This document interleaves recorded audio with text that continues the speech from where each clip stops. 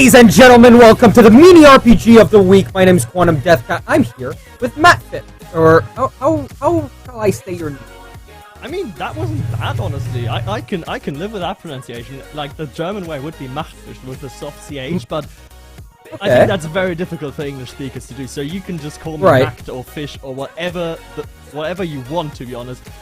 Because it's not really about us today. It's about the mini RPG of the week, edition number 6, if I'm not mistaken. Ooh, yes. And listen, we've got ourselves quite the matchup on our hands here.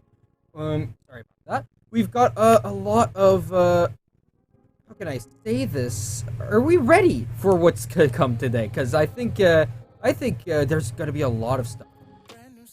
Are you ever ready with mini RPG of the week? I think you can never fully be ready, right? Like, especially with mini RPG tracks, there's just so much that could go wrong. We've seen it over the past couple of weeks. We've seen it. I've seen it personally when I was on 3 weeks ago, I think, with Newer. So it's gonna be chaotic, and I'm all in for it. So with the chaos, right, of RPG in itself, RPG is one of the most chaotic styles in Trackmania, other than, of course, ice, because well, no one likes to drive ice. So our RPG tracks are often all over the place, and they're very hard to.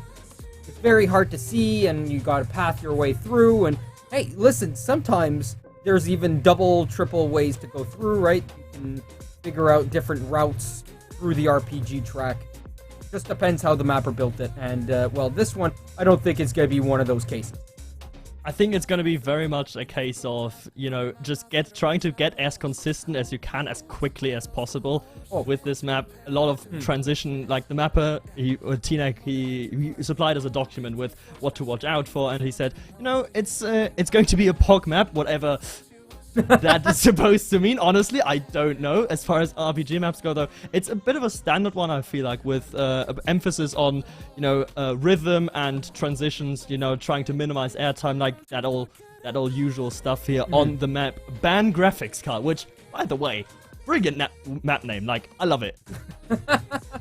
Hey, listen, ban graphics cards. I mean, if you can bring a graphics card down to its knees just by the amount of items inside of a level, right? Because there's a few RPG levels that might have been known to the general public. Maybe you've heard of this one if you watch Virtual. 128 Cube Fear. Oh god. Is that RPG or is that full speed? Like, how do we count it? It's a mix of both, right? It's an RPG style of decoration. Yeah. But it's a full speed map, right? So I'd say it's a good mix of both. It can be multiple things at once, right? Depending on the style of decoration, the style of, you know, because you can make an absolute Pepega decoration map, but it's still, right? You could think of it as a LOL map, while at the same time it's RPG or it's trial map or whatever in between, right? So as we can see, there are 7.5 minutes for these guys to learn the map, and a lot of them are going through different phases and learning how to do this map in different ways, of course.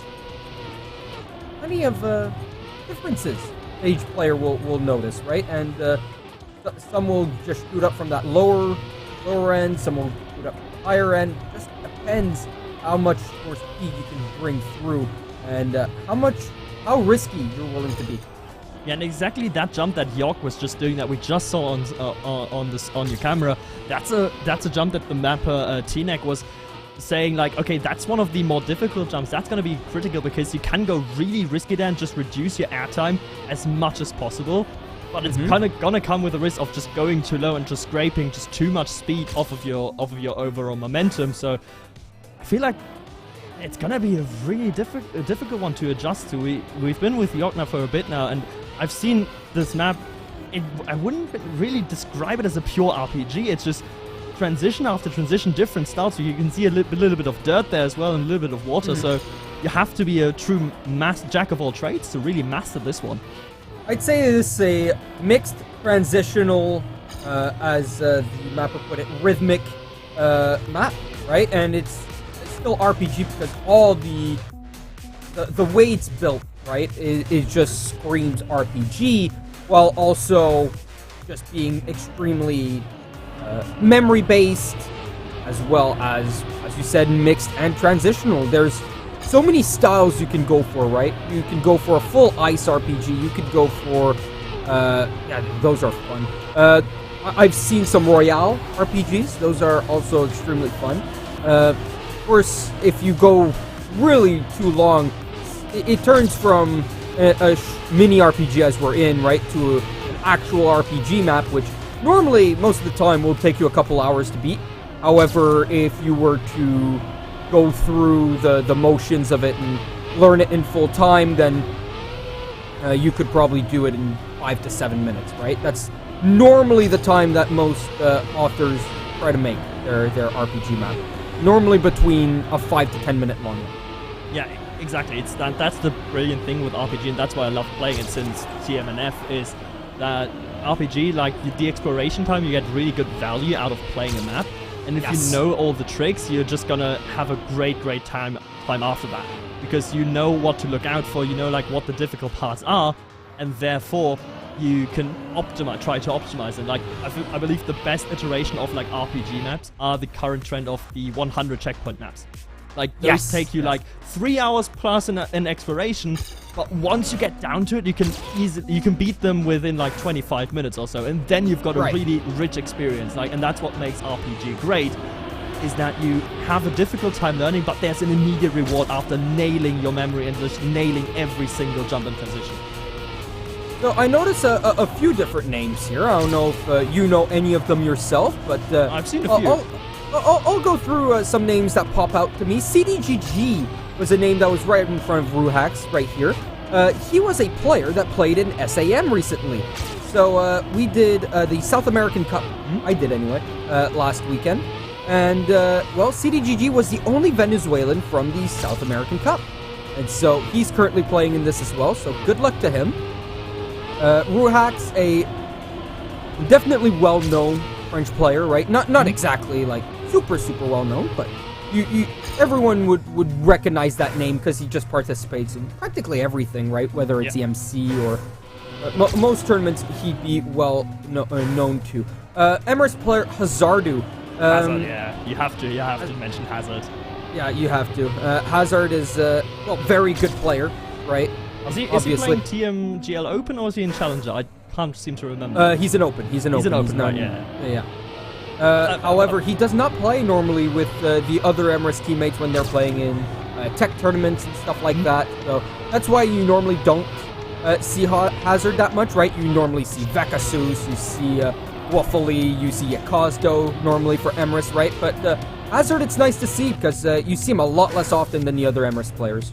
Yeah, he's a bit of a mainstay here for the mini RPGs. We've seen him for a few weeks in a row now, I believe, and I've already also seen at the checkpoints at least Lucas Turbo, who of course big content creator from Germany, my fellow of the year in my opinion, my fellow countryman. So like it's great to see him getting involved, and that's I think overall the good thing about like the Trackmania community overall is that even like the bigger content creators are not ashamed or are not like scaring away from entering like tournaments like this weekly, for example, like mini RPG of the week.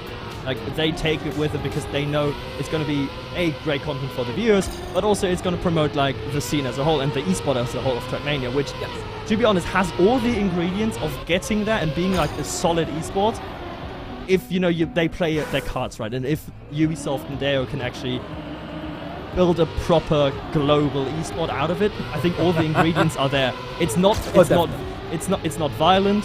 Like it's a car simulation. It's an arcade racer. It's free to play. Like it's got all the right ingredients there. It's just about realizing the potential. I think it's missing a couple things for sure, but that's not in the game on the game end, right? It's more of the advertising end. I would think that's really missing because it's only advertised really in France. Right, which is why you see about 50% of all players are French. Yeah. Which makes sense, right? When you're advertising to only one country, then you'll see most players come from that country. Of course, ever since Ubisoft got into it with Nadio, Canada's been growing a lot as well. Is absolutely in love with Ubisoft, right? So you're seeing more Canadians play. It's not just Carl Jr. anymore or Tank Rom. who hail from Canada who are really good right now. You're starting to see other Canadians like Bolingo, like Zodiark getting WRs on spring campaign maps and other campaign maps from earlier on in the year. It's absolutely great to see just how big the scene has gotten, just worldwide, but I think advertising is the biggest nail in this coffin for this esport. If there is no advertising, it will never grow. Exactly, especially the States are so important to target. Like, you've got like some good players from the States, like Jessa Rhodes TM, I think, is one of the names that pops up on the campaign leaderboards quite a bit, and who's a very good player.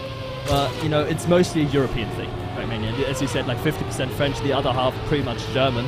Like, that's the two nationalities that pretty much dominate, like, player base wise, and that's, you know, where most players hail from.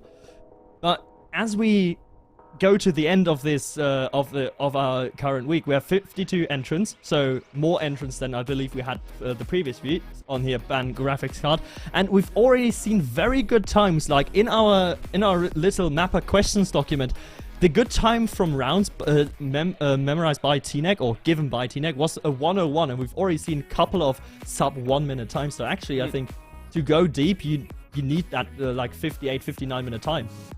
Not just seconds. that, it's going to come with time as well, right? And of course, there's a good chance that someone might just crash out despite being one of the top contenders, right? Just 2 resets could be the end of your day. So I've seen a lot of players here. As you said, Lucker's Turbo. I see a lot of Gravity players, such as Yuso and Yan. I see Yura Yo-Yo as well, who is here, who plays in a lot of different types of tournaments. Let's see who else is in here. Only Elzinka, very nice French player there, who we do see a lot of. Nako from Loud, very prominent player. CDGG, as I said, from Venezuela, the only one who played in SAM this last weekend. So everything is nice to see. Just so many players are here. I think the only thing we're missing now is the player names on top of the cars. That'd be great. Thank you very much, the player.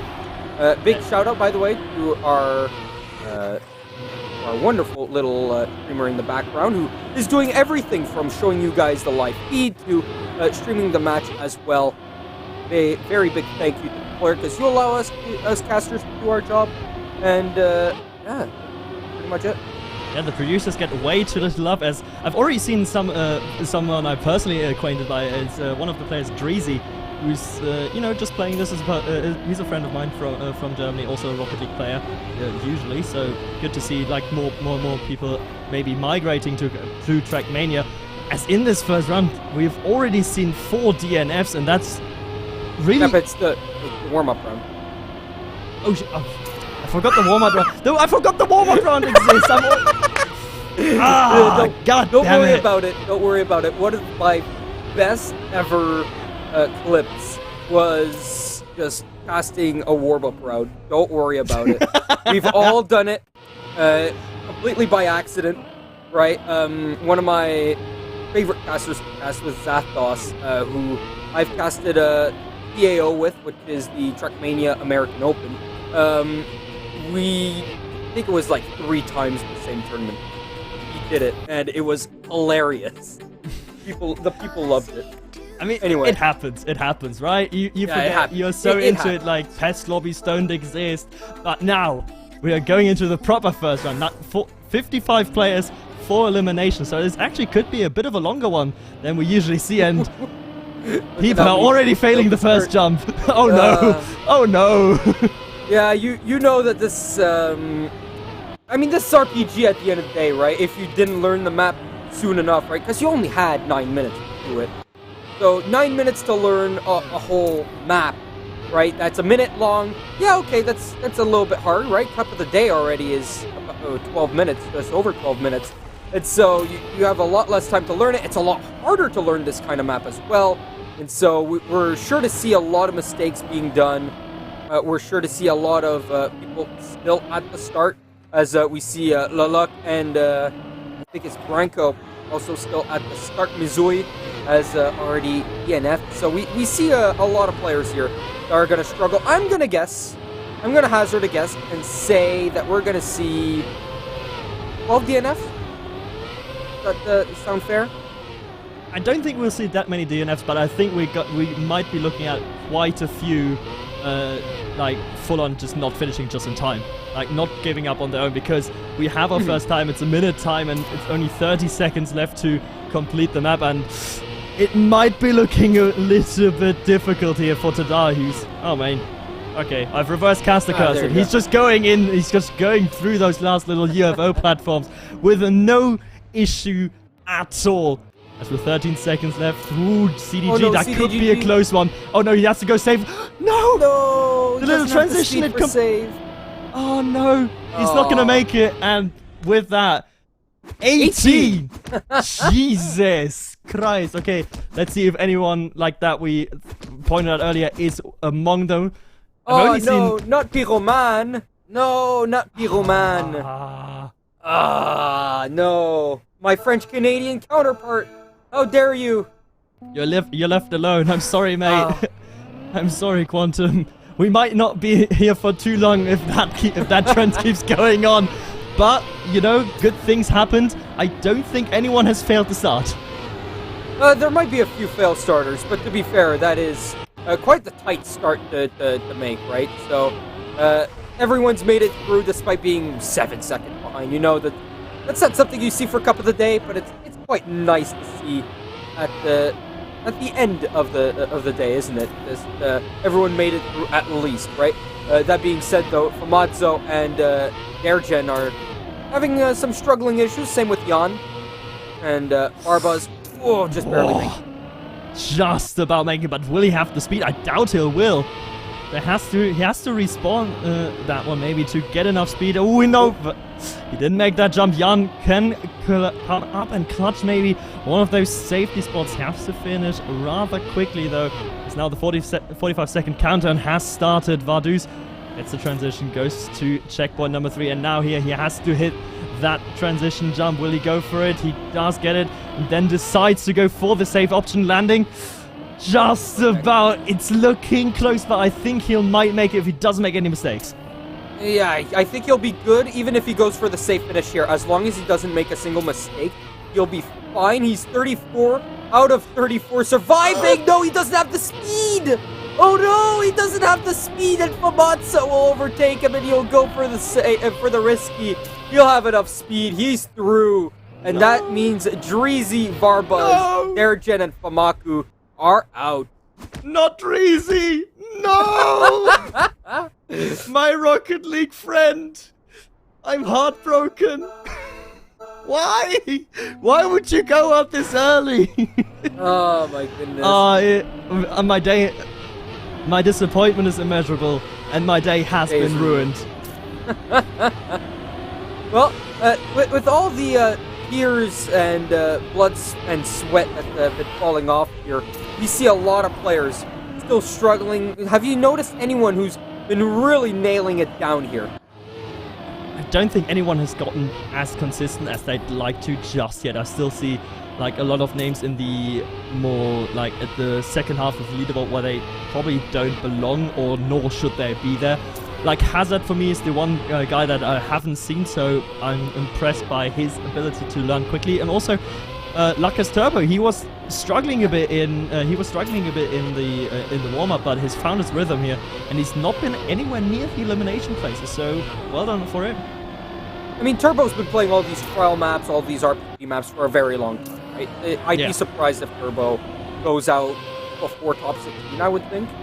I think he definitely is in the fight for top spot, as the timer has begun now, and there are a lot of places being fought for here. Will Falcon be able to be there in time, or is he already out? He is just in one position. Yogg in behind, and that is going to be it for Yogg. Maggie as well, NTY and Mutix well are eliminated in this round. However, NTY, why couldn't you finish?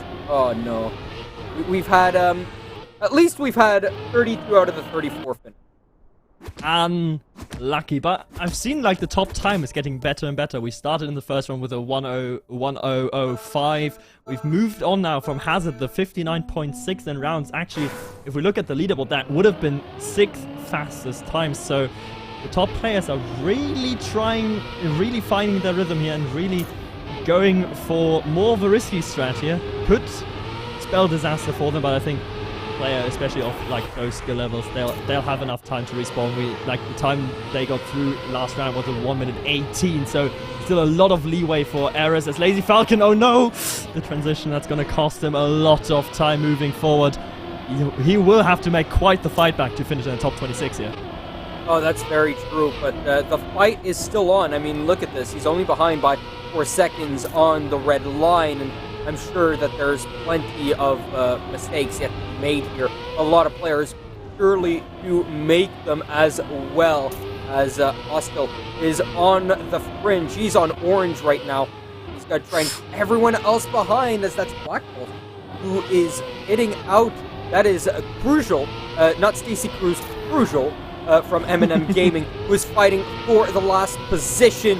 Stay alive. Just ahead of him is Nobby, and he's gonna go for the risky, and he's got it nailed down. Nobby won't be able to survive, I think. Yeah, he's just behind. No, he does make it through. I thought there was no way, but Black Bolts, I saw him going for the risky, and I thought he was in there for sure beforehand. Nope, that is not the case. 0.2 of a second, and I thought Nobby was finished because he had the speed, honestly, to go for the risky finish. He chose to go down low onto the safe one with the slow motion blocks, and in the end he had more speed from the transition to just make up those crucial tenths of a second. And at the end of the day, that's the beauty as well with the Cup of the Day format, with the knockout style format, is you don't have to finish first. You just need to make sure that you're not finishing last. Exactly, right? It's not about finishing first, it's just about not finishing first. And of course there is a cut mode version of that saying, right? Where instead of starting with 0 points and gaining points as you go along, right? As you've seen in most cut mode tournaments, there is a reverse cut mode style as well, where you have you start with 120 points, and the lower down in the rankings you are, the more points you lose. Think of it like darts, right? Where you start off with 501 points, right? And the better your shots are, the more points you lose. First to 0 wins. In this case, it's first to 0 loses, right? So whoever still has points left by the end of it is the winner. As we see Lucker's Turbo down here in this fight for survival, and we see Tarpor as well. Ruhax, a lot of good named players here. So let's see if these guys can survive. Kada, Akros as well. Nako, oh my goodness, everyone's so close to death at this point. So many players finding themselves in +7, +8, +9 territory, as Turbo will be through. He'll be just fine. Ruhax finishes in 22nd, and because of that, Luffy does not have a position in the top 22. He's going to be eliminated. Nako and Akros are gone, and Nobby will come in last. Nobby in last, and again we have a new PB here for Utstraling, 59.2. The time's getting better and better, but for the first time as well in that finishing period, no one has decided to go safe finish. Everyone nailed that final transition, had enough momentum, had enough speed to go risky finish. I believe that's a trend that we're going to see for the rest of the rounds now. I don't think you quite simply don't have the time or the security to go safe finish anymore. Now you have to risk it, as Jan is a little bit too far to the left and has to immediately respawn, and now he needs to chase and chase hard. He's got about 4 seconds to make up on the safety line onto currently inhabited by Kyle.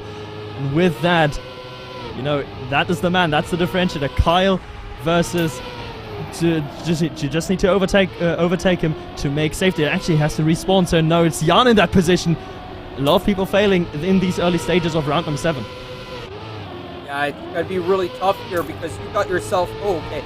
Yeah, you got the Neko Gym right there on the doorstep. Right in front of him is Helsinka and Spaz just in front as well. So you've got a lot of players to overtake here, and especially if you're Neko Gym and Yuso, Kyle, right? You're trying to stay away from elimination, and Yuso right now is that gatekeeper, except he crashes So he's down to 19th, gets overtaken by Kami and Crucial, and they might be out as well as we head onto the risky jumps here into the finish. Oh, that is a mistake right at the end. I did not see who that was, but Kami and Yuso are eliminated anyway, and Stacy, my goodness, Crucial takes the spot away from that. Who was it? Was it Hostile? It was Hostile. It was Hostile on that last jump. I thought he had a bit too wide of a setup. I think he forgot to air brake, and therefore he couldn't steer as quickly.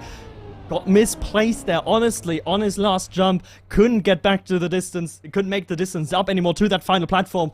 And in the end, Hostile, with that unfortunate error, he was in that crucial 18th spot. He lost at the very end, and that allowed the players to come through. That allowed Stacy Cruz to just nearly come through there at the end. And with that, we found our top 18. Stacy Cruz, maybe the one player that should have been eliminated. But, you know, consistency in the ending, like, that's the brutality of mini RPG. It could go away from you at any second. And now we see a lot of names that we recognize, and a lot of Gravity players as well, who gravitate towards RPG. But we're going to see a lot of players here going out, because 4 out of 18, that's 20%, right? At that point, there's a lot of, a big chance that you go out here. And after this one, we're only going to see 2 eliminations. So this one is really make or break. You want to be in here. And look at this, because of how desperate players are to stay in, it's negative 4.7 that's on orange right now. And that is currently Orzo, who finds himself in that position. Anyone else who's currently like negative 2, negative 3, they make a mistake, they're really screwed, because Ramu is just behind, so is Joey, and they could take any spot if you make any mistake at all, but I don't think that there's any spot for Shuramu. No, there isn't. Spaz on orange, Joey, Tada, Hazardu, and Hazard is gone as well. Wow. That's just how the cookie crumbles sometimes, though, isn't it? Plus 10 seconds to leader, plus 5 seconds to safety. We lose our first big name here in Hazard, I believe. Like, Hazard was so consistent before. He was posting top 2, top 3, top 5 times, consistently in the 59s. And now for the first time, he had a bit of a shoddy round, and that immediately cost him. When about 20% of the player base is going out, you can't afford any mistakes, and Hazard learned that the hard way. Now, as he said earlier, we're down to just 2 eliminations per round, and Spaz has about 4 seconds to make up here. Wide setup, overtaken by Carver. That won't really matter. Spaz, I think that was one mistake too many there on the transition. I don't see a way back for him. This could be really tough, but again, there's only 2 eliminations this time, right? It's a lot easier to go out in the last round that just happened than this round right here. It's the same thing for Cup of the Day, right? Between places 20 and 16, normally that's where you have your biggest chance of being eliminated rather than 14 to 15. It just works out that way, sadly, because of the math, as everyone will finish just ahead. Most players have not made a mistake. Kyle, he turned up just a little bit too wide. There's a fight between Crucial and Nekajib to go into the last position, and Crucial just did not have the speed. Spaz DNF'd himself, and plus 11 is still in. And that just proves to you that the slowest player last round could have made it in this round. Yeah, plus 11 is still a huge margin, especially considering the time was a 59. The time was pretty much, the time at the top is pendling in, like the pendulum is like finding its equilibrium at like the low 59s there for first place. So you've got about 1 minute and 8, 1 minute and 7 to finish the map, so you can afford 1 respawn, but that's going to end at some point as well. Marcus Turbo, one of the players that has just barely gone through in the yellow places there with like 6 seconds of deficit to the leader. Cannot afford any mistakes here as we go to the top 10. If you make it here now, you get your name featured on the Liquipedia page. So some Liquipedia points as well up for grabs. You know, that's always nice. It's always a validation of your skill to end up on Liquipedia, especially in such a young esport as Betatoast. It's the one player here at risk. He has a good finish. He could take over any Betty here. Will he make it? That's going to be a close finish. Very, very close. Look at that. Just ahead of him. And as long as no one ahead makes a mistake, he will be the one to go out. Beta Toast, are you in? No, you're not. And neither is Jan. he tried. He really did try. He had the perfect setup there for that second to last turn. But Betty just carried overall a better line. He had less momentum, but he carried a better line. Could take corners a bit sharper with his less speed. And with that, he just barely finished himself in that top 10. And now it's going to be utterly brutal. No more mistakes allowed, pretty much. With this field that's left, if you make any big mistakes, there's a high chance that you're just out, as Corzo and Zeno are finding themselves already a few tenths behind the rest of the field. And it's nice to see that now you can see everyone's name, right, in the field. So you can see who's already made our top 10. Ruhax, Nekajim, Upstraling, Tarpor, Luckers Turbo, Kyle, Helsinka, Anybety, Corzo, and Zeno are still in. However, Corzo and Zeno on the verge, on the red, as Corzo is going to fight here for this last spot. Zeno really far out, and that's someone else who crashed out. Who was that? I did not get to see who that player was, as Corzo's now up into 5th place. A lot of mistakes being made back here. Oh, so many mistakes. There are 5 players on +5. Oh my goodness, it's all down to the last checkpoint now, as Ruhax is through with a 59-1. That's a great time. Same thing for Straddling. Corzo, Luckers, Turbo, Tarpor, Zeno are through. Nekajim, is he in? Yes, he is. So Kyle and Anybety are out with +11. Once again, it's that bottleneck that TeamNack told us about. Like this, that checkpoint, the transition there into the downhill, and then the curvature on the right-hand turn, being the killer for Exotic and Kyle here. As we move into top 8, it seemed like a really close round up until that checkpoint, didn't it, Quantum? Where no one was really making any big mistake. It was all about like pure driving lines up until then. And with that, that's how quickly things can go away from you. We are into our top 8, and Ruhax, once again, one of the front runners, as there's a 1 respawn already. I didn't quite catch the name, but he's going to have a mountain to climb to come back. That's Corzo. He just flew off the track there, and that means it's a really long respawn too. And I think he had to respawn twice. Oh my goodness, he's down by 10 seconds. This is disastrous for Corzo. He made it through last time around, but 2 players have now clipped, and that's Corzo. Yeah, that's just a really far off checkpoint. Okay, I thought they both respawned at the same time. Oh well. The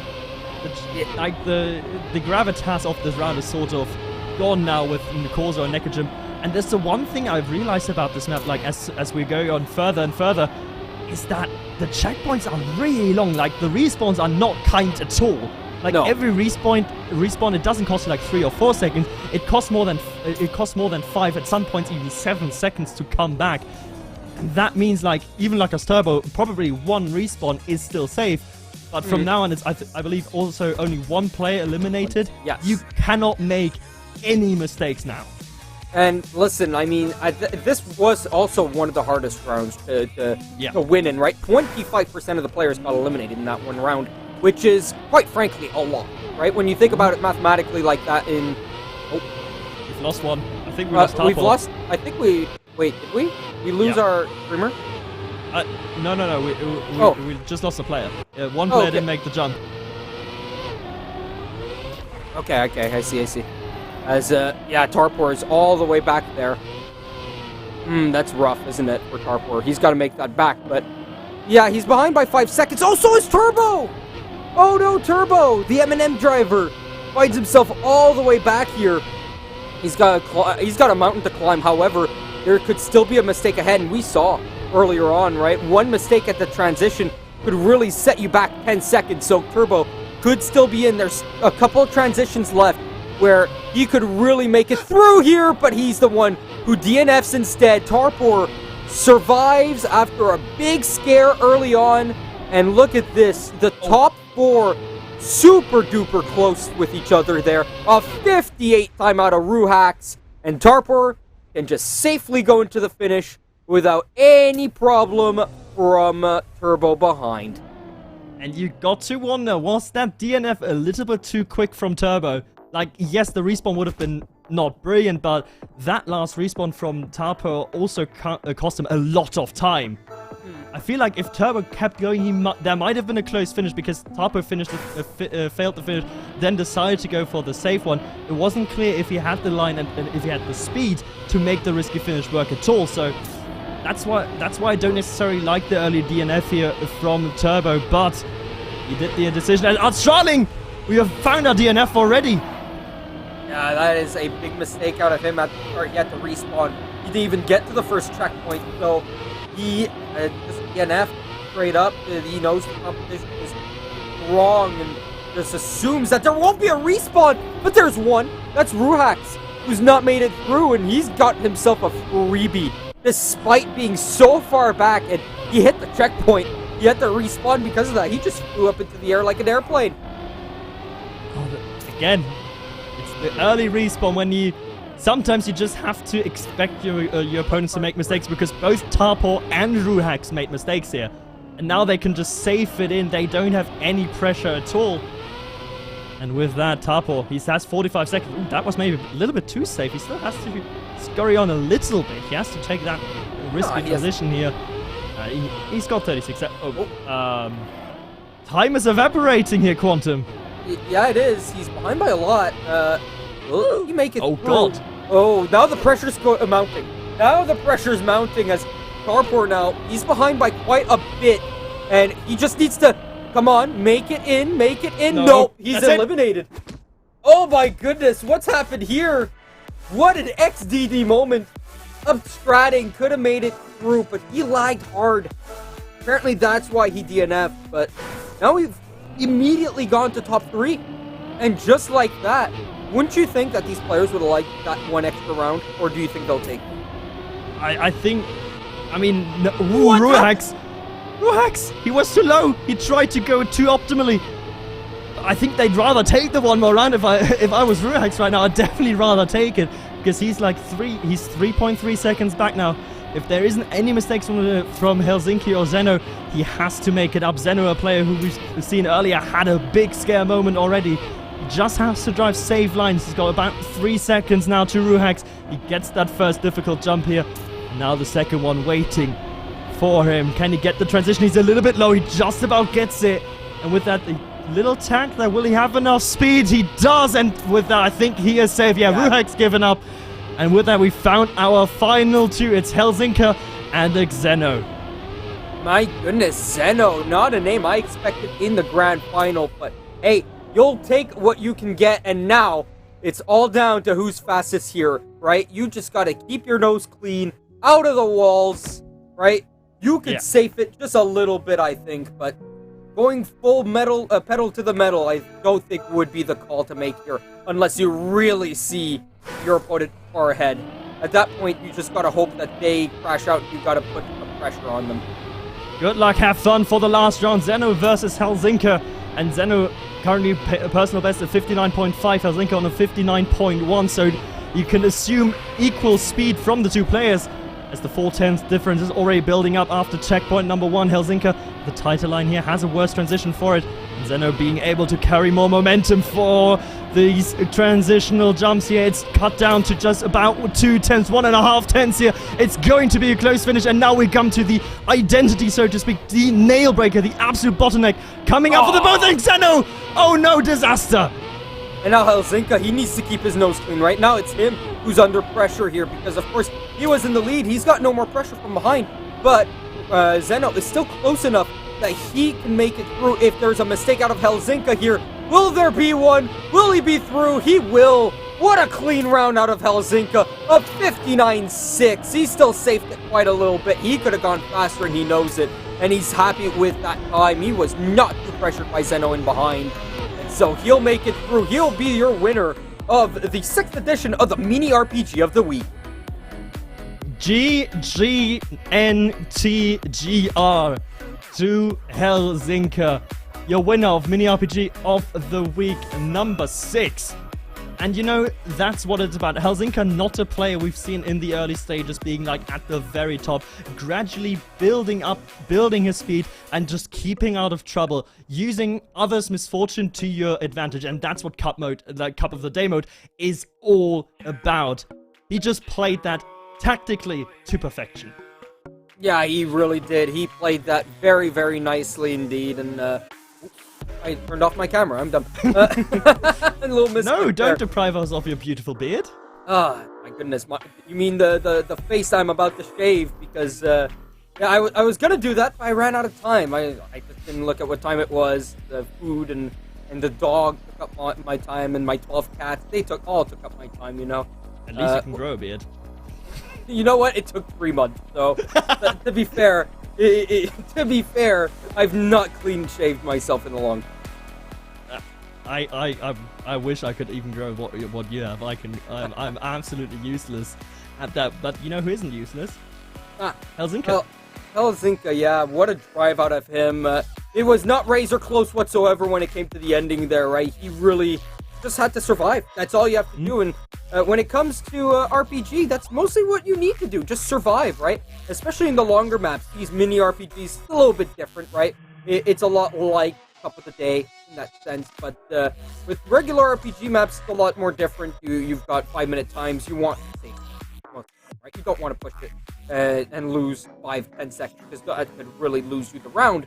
And so, in this case, you're not going to lose 5-10 seconds on a 1-minute map if you save, right? Yeah. If you save and lose 5 seconds, you're doing your saving wrong. I mean, yes, but also no, because we've seen with this map especially, there were a few safe lines you could take. It's one thing I don't think we've really mentioned during our cast, where the map was constructed in such a way that every checkpoint was very easily respawnable, like stand still if your line wasn't great, because you had those save lines. Like with every difficult transition, there was some downhill before where you could build up some speed and then get back onto the racing line. So for me, that's also one element, like the consideration from the mapper that we rarely ever see, to be honest, to make it that easy to come back. So, I mean, that's one element I like to see. Well done to TimeAttack to just think about it, because that's the difference. Like, that's the extra thought process that goes into it, where, okay, what happens if I actually completely screw myself over here at that 1 CP? Oh man, yeah, that's great about the map. I mean, we saw a lot of people in chat, let's be honest, crash on the map. Yeah. And with good reason, right? Some tilting parts, for sure. But yeah, that's just something that you learn as a mapper, of course, where the safe lines were very nice indeed, right? But you got to make everything work, right? And transitions can often look like speed checks to a lot of players, and if you just do it wrong, just one wrong drift, then you've essentially killed your race. Yeah, exactly. But with that as well, like I think the transition's more speed check. I think that's more of a full speed element. You mentioned 128 cube before. Yeah, those transitions are speed checks. Like those transitions are speed checks, but there's a lot of, you can have a speed check map that's only 200 speed. You know, you can. Yeah, true.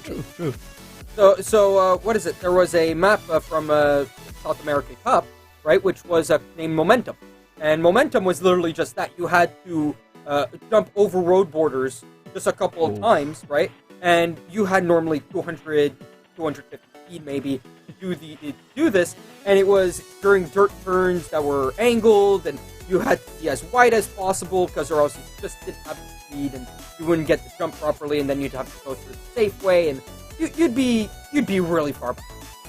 Yeah, I mean, that's a valid style to go for. I think especially for not just for like regular competition, but for mini RPG, I think the way to this is like sort of the way to construct your map is to just go for the momentum-based approach, because if you can keep that momentum, that means that like you can get a lot of satisfaction out of your map, by just because like nothing's more satisfying than actually like nailing every single transition, right?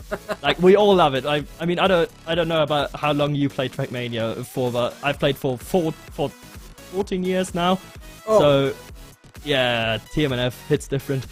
Yeah, it does, huh? Especially the dirt landing. Oh no, please don't.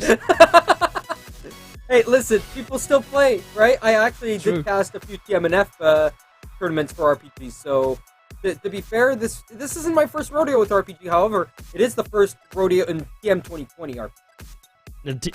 And TM 2020 RPG, I've got to say, it's a lot of fun. I like the maps myself. I play them mostly myself afterwards in the club, and I will do that for another hour now. I already know, because I want to see how bad I am in comparison to like the top players here. It's just a fun thing. The mini RPG of the week is such a great, just a great thing. Like, that's exactly what you need. The community-based approach. Just have a competition. It doesn't need any money in it. It just needs to have good maps, good quality maps, fun, and a cast. That's all we need. Maybe a reward of putting your name on Liquipedia as well. And also Liquipedia. Yeah. Don't forget Liquipedia. That's the reward. No, you don't get money. You just get recognition on Liquipedia that you made it there.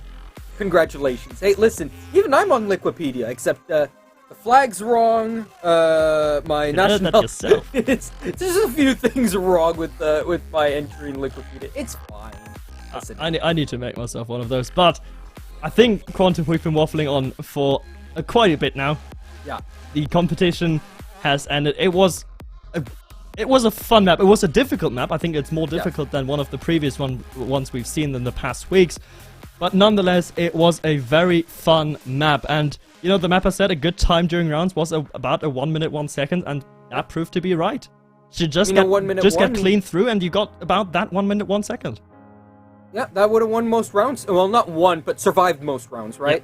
Yeah. And I don't think you would have died with a 101 if you saved 2 seconds, right? Going the safe routes, I think you would have been just fine. And as long as you didn't mess up, that's really what it came down to. That's mostly what Trackmania does come down to, sadly, though, right? Isn't it? Same with Cup of the Day, same with TMGL maps, right? Just anything in general. It's down to surviving most of the time, but with the new TMGL format, it's more about just raw speed and pace. So, hey, a lot of things that change with time and depending on the map style. So, with that being said, MachtFISH, thank you so much for, coming with me here. I thought I was going to be alone for a little bit, but then, hey, listen, you came to my rescue. Last second, I would have come earlier, but my university, my professor was like, no, we're going to keep you on for just a bit longer and ruin your entire evening and make you hurry home during the rain in Munich. So that was fun before the cast. But no, Quantum, thank you very much for joining me. It was lovely to cast with you. Of course, thank you to Deployer behind the camera. As always, a absolute G in observing and producing. I love him in Rocket League and Trackmania. He's a fantastic guy. And of course, thank you to Neolaic for some reason having enough trust in us and in me especially to be on the Twitch. Like, I don't know why he would do that. He knows me for way too long now to be comfortable letting me on his Twitch alone. You know, we could have totally just destroyed his channel. Why didn't we? Why didn't we? No, we had a chance. God damn it. Deployer. Very big thank you to Deployer here. Good work to our wonderful producer in the back.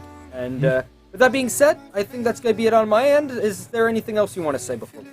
No, I think just check yourself. I don't know if you have a Twitter, but of course, check out QuantumDeathCat on Twitter. Do you have a Twitter? I don't have a Twitter. Okay. I do not want to have a Twitter. How about Where that? can people check you out, though? How can people get in contact with you? Discord. That's about it. Go on, get in contact with him on Discord. You can find me at MachtFISH on Twitter and also on Discord. Thank you for Mini RPG of the Week for putting on the competition in the first place and organizing everything for us. Again, it was lovely. And we'll see you next week. Well, not me personally, but I'm sure Neolaic will welcome you back next week for a new edition of Mini RPG of the Week. Number 7. That's it from us. Good night. Good night.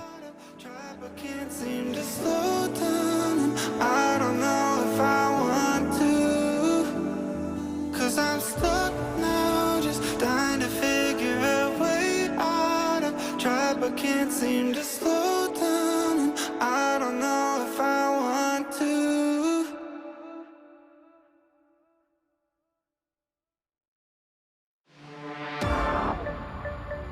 We gon' make you move.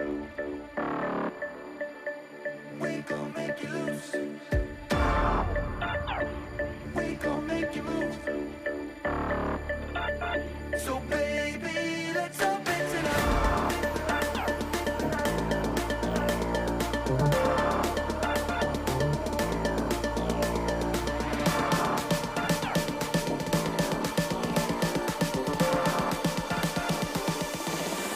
Let me get funky.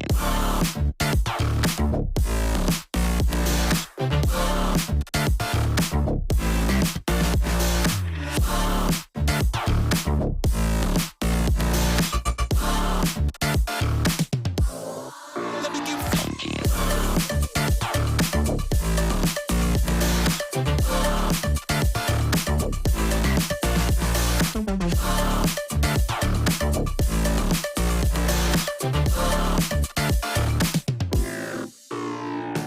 We gon' make you move from side to side. We gon' make you lose all inside your mind. Oh, we gon' get you through this just for one more high. So baby, let's orbit tonight.